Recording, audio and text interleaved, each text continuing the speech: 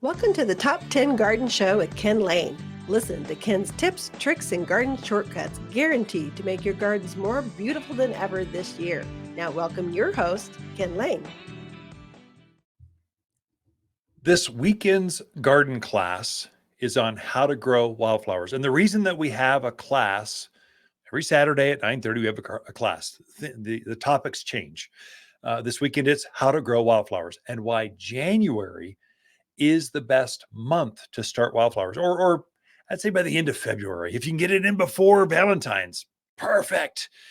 And here's the reason why. It seems counterintuitive unless you're a gardener, but seed, this is a blended seed. So you get wildflower mixes or blends. So there's 10, 20 or more varieties of seed in each of our mixes. We custom make our mixes. So there's a butterfly, there's a deer and rabbit resistive, there's a Arizona, there's a native mix. And so there's only a poppy mix, just California poppies, only with more than just orange. It's got reds and yellows and pinks and whites. It's really pretty. The reason that you're putting them in January, these are wild seed. And so some of them are so light and fluffy, they float away. Some are so hard and crusty, they just have this shell that you just can't get through. And so these types of seed that are truly wild, they're truly native perennial types of seed. That is, they're going to come back and grow bigger and better every year. Many of these need to go through this freeze-thaw cycle. They need to be frozen at night and then warm up during the day, and that scarifies or cracks open or breaks open some of these seed that are just so hard.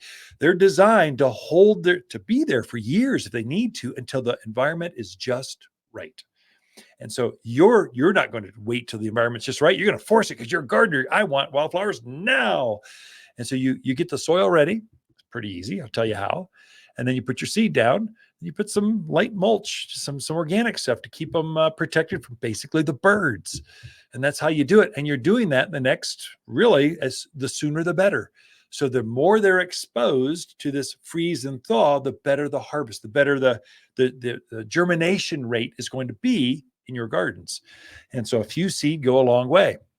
So wildflower seeds are not like grass.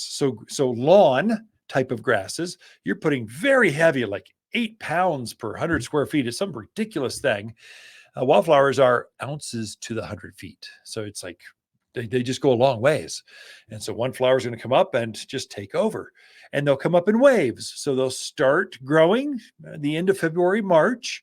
They'll just come up in ever growing waves as each variety of seeds start to germinate and come up. So they come up not all at once, but at different rates. And they're kind of sensitive. Some are light sensitive. So many hours a day, they go, oh, it's spring, grow. Some are soil temperature. Oh, finally, the soil's warm enough. I will sprout. And so there's different triggers for different kinds of seed. But if you have a good mix, a native mix, that's what's going to happen. Here, let me put a caveat to that. Here's the negative. Here's what to watch out for. And again, my name's Ken. We're just friends. And I don't want my friends to make mistakes. And so a lot of the seed mixes you see sold, especially at the big box stores, the marts and things, they're wildflowers, but they're annuals. So those folks, they're going for price point. They don't care about quality. They don't care about next year. They only care about getting you to buy, pay $10 for this. And you just ask, we sold another one. Yeah. And so then they won't come back for you. So these are zinnias and they're annuals. They'll bloom for 1 year and then that's it. They're not going to come back again. So they don't get better and bigger over time. So you don't want an annual variety of wildflower. You want a mix or blend of perennial varieties that are for this altitude, for this climate. So you're going to take our seed at Waters Garden Center from Prescott, Arizona. You're going to take that down to Phoenix or Palm Springs or Tucson. It wouldn't work. They're made for elevation. They're made for this cooler, this freeze thaw. They're made for our environment. So you want a seed mix that's made for you, not boxed up in like Atlanta, Georgia, and then shipped over and sold to every store, all 2,000 stores. You don't want that seed mix. You'll be happy for 1 year, and then you'll be sorely disappointed. If you're going to do the work, do it where it's going to last you for years. At a wildflower patch, they should get more beautiful with age. They should spread with age. They should drift down that hillside. They should spread down that creek side and get even more beautiful with time.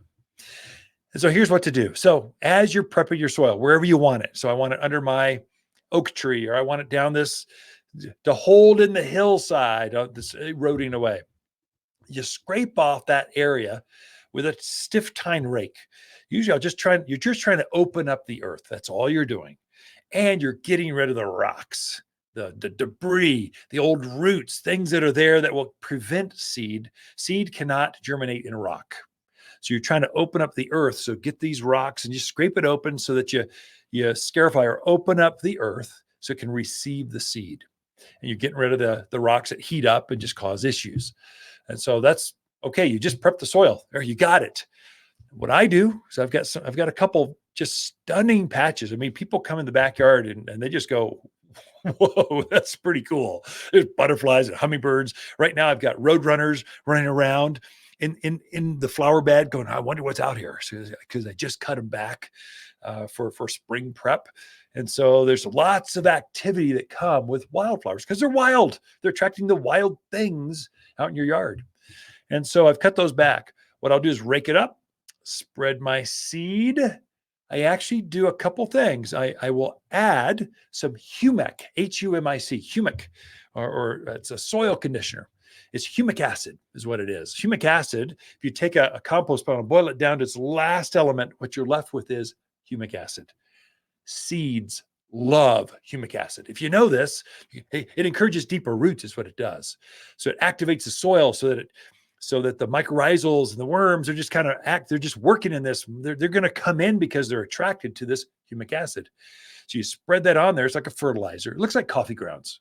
So you spread it out there and it's going to help those seeds as they germinate to have deeper tap roots, which means you have a longer bloom, larger blooms, more blooms as the season progresses, especially for these summer things. So gaillardias, echinaceas, coreopsis, these summer blooming flowers, they're going to be blooming in the heat. Well, you want them to have as deep a roots as you can. You get better flowers. And then I'll top dress that entire area with about maybe a half inch, quarter inch, half inch, or as light as you can go inch of premium mulch. So that's our mulch we make. It's screened down real tight so it won't bury the seed, but it keeps the birds off. Keeps them moist, keeps them from drying out so you get a better germination rate. It ensures you get seed to soil contact so that it needs that. If the seed are floating on top of other weeds or grasses, they're not going to germinate. They need to touch the soil. So this just ensures that you get that. Now, some of these seeds are so small, I can't even see where they landed. It's a problem. And so when I first started putting wildflowers out, I'd get a bunchy. So I'd go, okay, I think I spread in my hand. And I couldn't tell where they were all going. So I get clumps of wildflowers coming up. An insider tip, just school of hard knocks. I came up with this one. Hydromulch. I need to make my own hydromulch. And so I'll take a bag of premium mulch, which I just said you need some of that to keep the birds off. I'll put it in a wheelbarrow. I put my wildflowers into the mulch and I blend that into the mulch. I get two benefits. One, I save a step, so I don't have to spread mulch out there afterwards, but it helps me to spread it much evener. So now I'm taking a shovel, I'm spreading that out over the garden bed where I can see where that mulch layer is over there. Mulch is much easier to identify where it is than seed.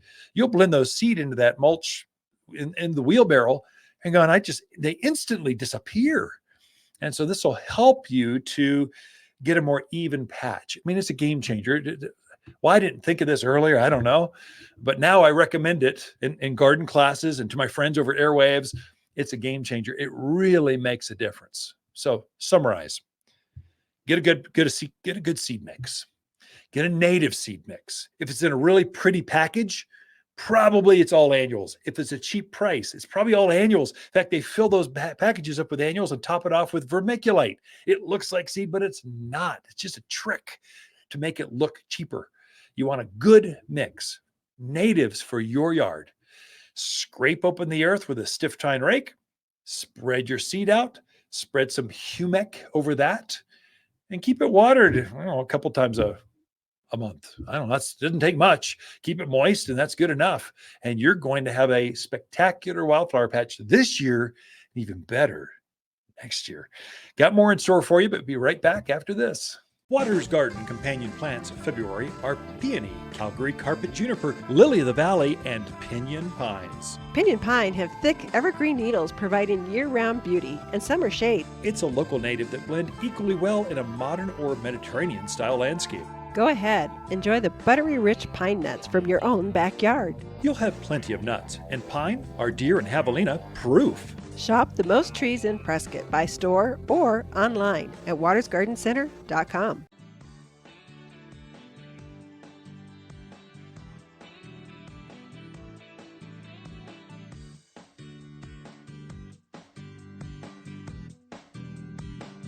You're listening to garden expert Ken Lain. He can be found throughout the week at Waters Garden Center in Prescott. Thanks for tuning in to the Top 10 Garden Show.